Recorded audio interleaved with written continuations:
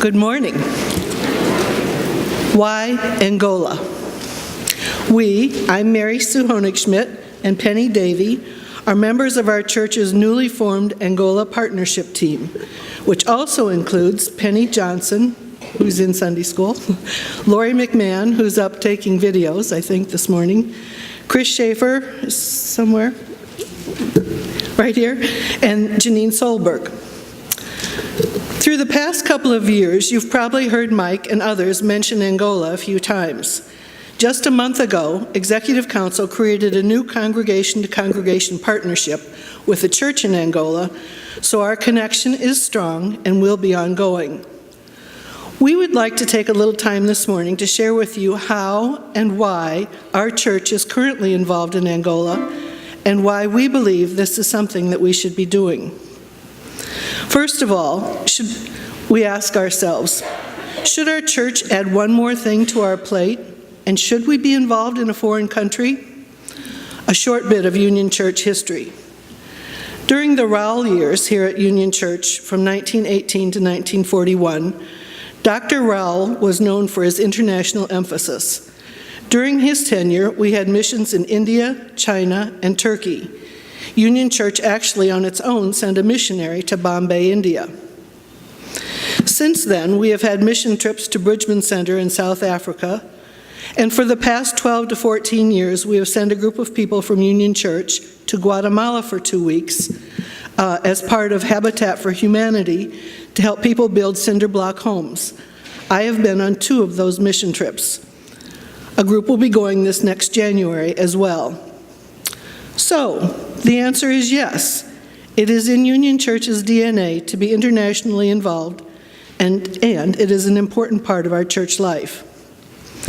When Mike came about 4.5 years ago, he introduced us to Angola. We all wondered, why Angola? What is all this about Angola? Where did that come from? We have problems here in our own country.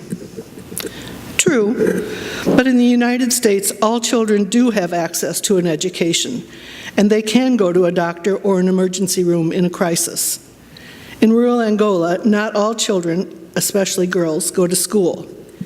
Even if they could get to a health facility, they may have medicine, but they often do not have the syringes to give the medicine.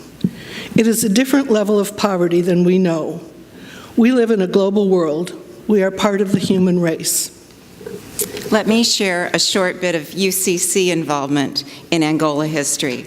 The Congregational Church, our forefathers in U.C.C., in the United States and Canada sent missionaries to Angola in 1880.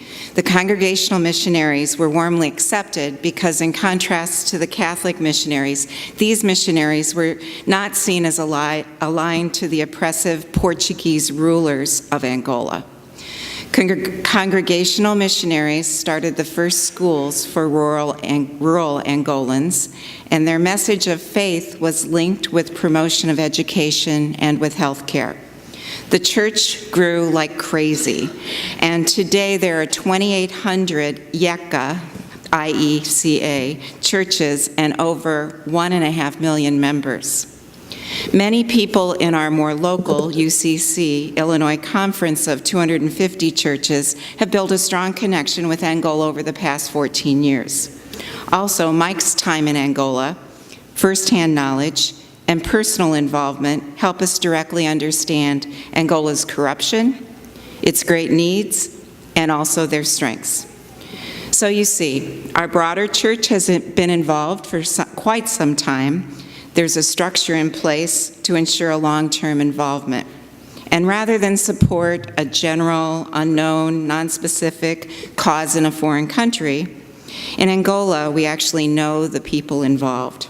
And because of the Angolan visitors that we have had here, we personally know their integrity. There is definitely a need in Angola.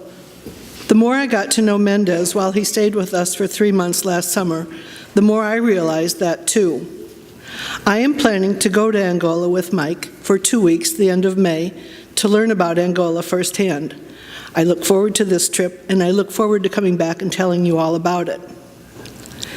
Mike has been leading us to learn about and help Angola in 5 specific ways.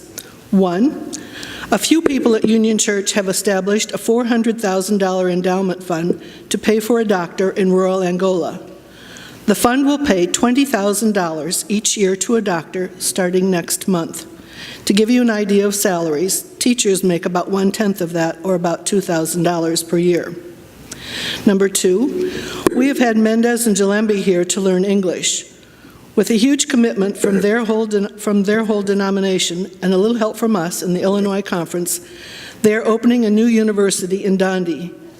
They want the university to be bilingual in Portuguese and English, and Mendez and Jalembi were here to begin that process.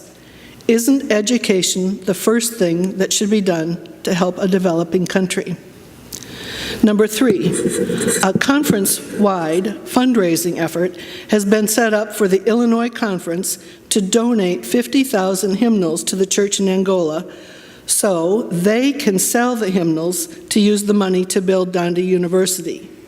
In Angola, people own and treasure their own hymnals. Hymnals have prayers, songs, readings in several languages. In our opinion, donating hymnals to be sold in Angola is an extremely clever way of getting money into a country with a very corrupt government. We hope that each of you will buy at least one hymnal for $3 to help this fundraising effort. Number 4, the newly established Union Church Project is a congregation-to-congregation partnership between our church and the Yeka Church in Angola. This partnership is not service-oriented, but about friendship and growing together in Christ. And 5, finally, we are having a special event, as Mike mentioned earlier, in the dining room on Friday, April 20th, so people can get to know Angola better. We have some interesting things planned that will include fun and fungi. You have to join us to learn more about fungi. We will be taking reservations in the gathering place today after the service. The tickets are $20 per person. They include wine, if you wish, a lovely buffet dinner, and entertainment. We hope many of you will attend. It will be a fun evening.